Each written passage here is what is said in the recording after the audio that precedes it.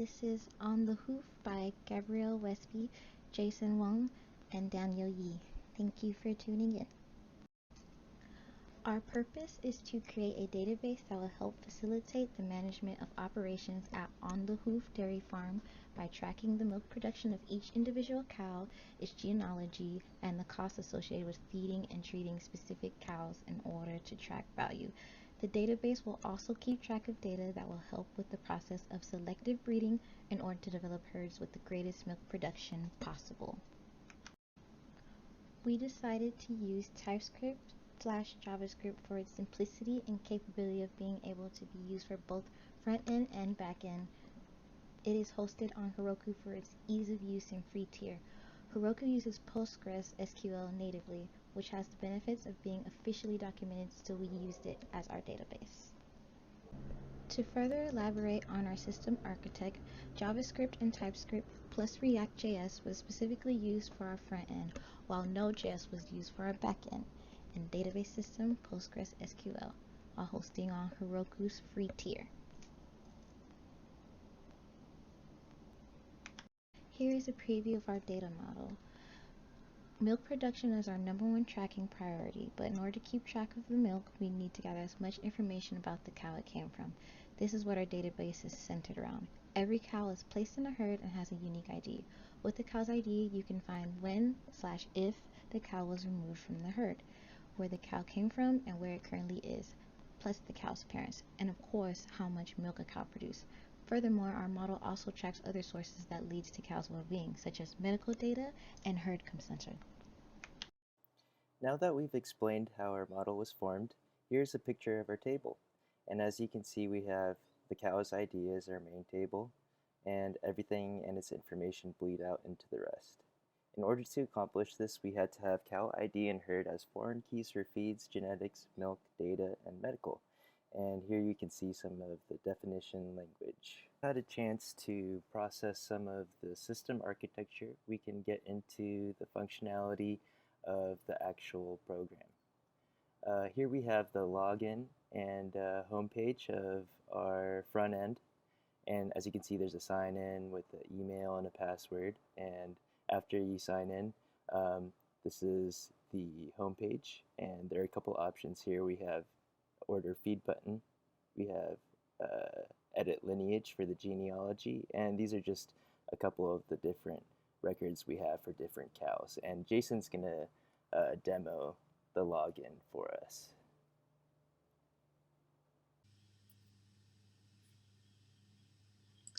Hello guys, welcome to On the Hoof Dairy.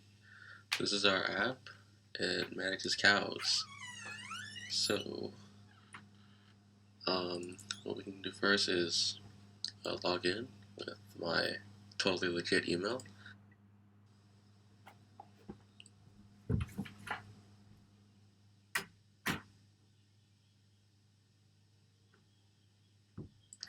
Hello guys, welcome to On the Hoof Dairy. This is our app. It manages cows. So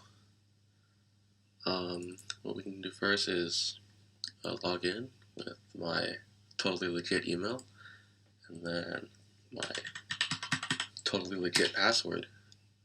Okay, and we'll see that it takes us to our dashboard with our herds.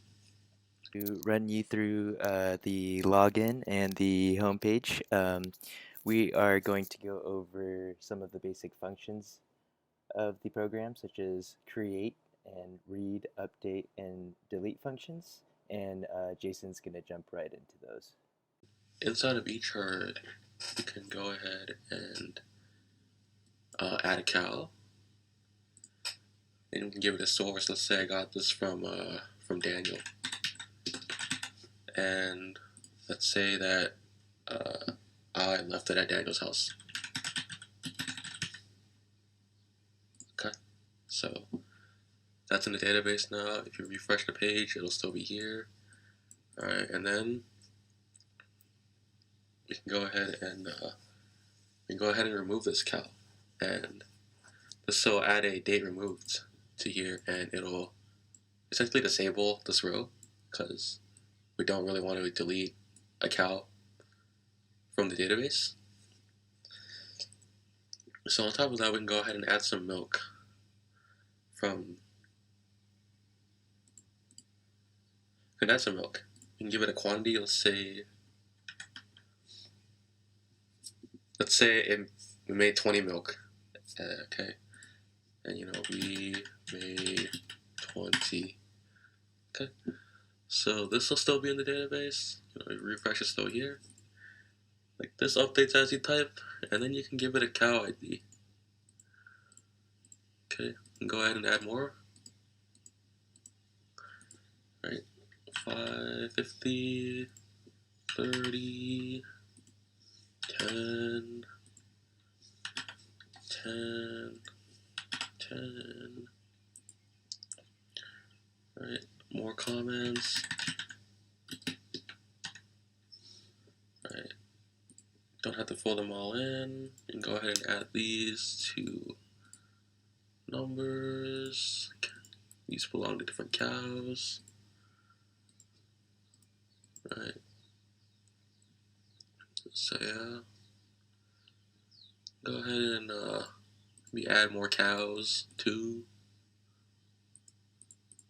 Right, you can edit these, but not those, not these. Just go ahead and delete these all too. Okay, those IDs don't show, but go ahead and refresh the page, and yeah, they'll show. Right, refresh the page. Let's say I got this one from also Daniel, but this time it's at my house. Okay, and then let's say Daniel's cow, or is my cow now, produced 50 milk.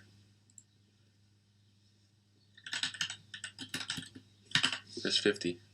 Okay, and go ahead and refresh the page. Our milk will still be here.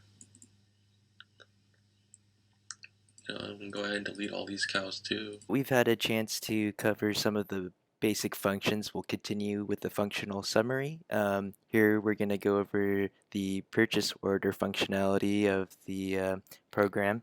And here we have a feed order form for ordering feed for the cows. And we have the related data here. And here we have a drop down to choose the supplier for the feed, and Jason's gonna demo that for us.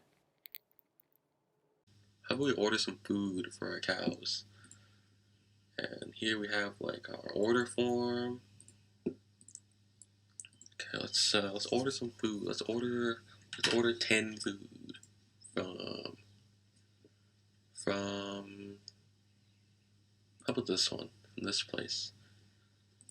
And we can get our shipping speed. We can get the cheap economy shipping, which is 5 to 7 days, or we can get the express kind of Amazon Prime kind of shipping. All right, let's go ahead and put in our order. All right, our order has been purchased, and our order shows up right here. And let's assign this to herd 12. Let's go ahead and assign the rest of these too, actually. Right, okay, not too much to see here. Go ahead and order more, I guess. This time with the shipping speed. Let's go with the cheap one this time, okay?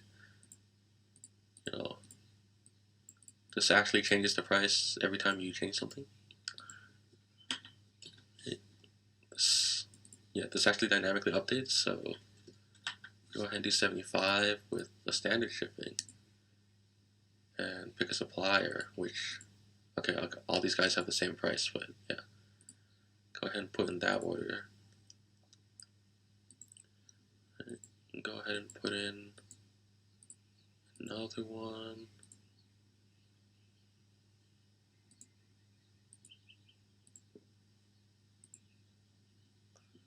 Alright. Oh, whoops. Alright. Let's go and assign these two herds. Okay. Okay.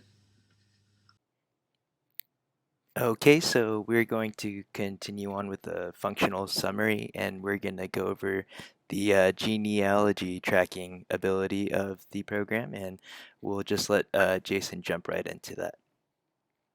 And edit the relationship between our cows. So let's say, oh shoot, okay, well this makes no sense, but let's say for cow 3 we have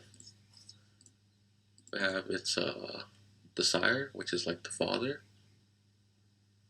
We can make that be cow 24, and then we can make our the cow, the cow's cow, uh, which is really just their mother. We can make that cow 36. Go ahead and add some breed data too, but I don't really know any cow breeds, so we're just gonna fill in a yes. And then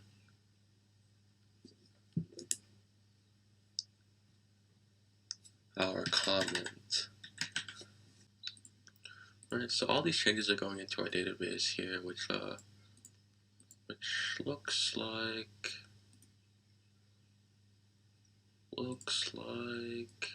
this.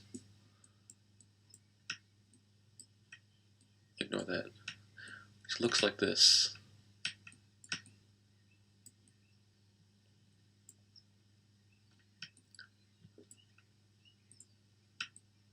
Alright. Take a good look. Alright, cool, it's gone. So here's our cows. Here's the cows we put in earlier. Daniel's cows, my cows. Alright. Here's the food we got earlier. And honestly, these are all tied to like transactions, which are tied to the suppliers. Where is suppliers? But I don't really have an interface to show that. But just trust me when I say that it's there and they are stored properly. From this project, we got hands-on experience and learned how to create a database. None of us had any prior experience with this. We had issues at the beginning of the project in terms of normalizing our tables, but we soon realized that there will always be room for improvement, and there are various ways to go about it.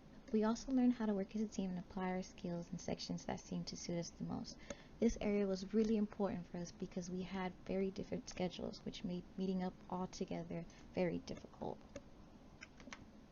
Feature improvements. This project was a big challenge for our group, having very little to zero experience in designing and creating databases. There were many challenges that we overcame as a group, from understanding the problem that needed to be solved, setting up the system requirements and data needs, to establishing the necessary relationships, understanding and carrying out normalization, creating the database, and finally creating a browser-based front end to interface with our database system. I think there were a lot of improvements that could be made to this program, but the four big ones I think would be improving the graphical user interface, improving the organizational flow in which the data is presented, implementing a meaningful way to showcase the genealogy of the cows, um, and finding more features to make use of the data that's available. That we've had a chance to introduce our project and go over a little bit about the system architecture, the data model, the system functionality, and a little bit of our experience. Um, we'd like to conclude our presentation by thanking you for your time, and we hope that you enjoyed the presentation and application demo. If there are any questions, feel free to ask. Thanks again.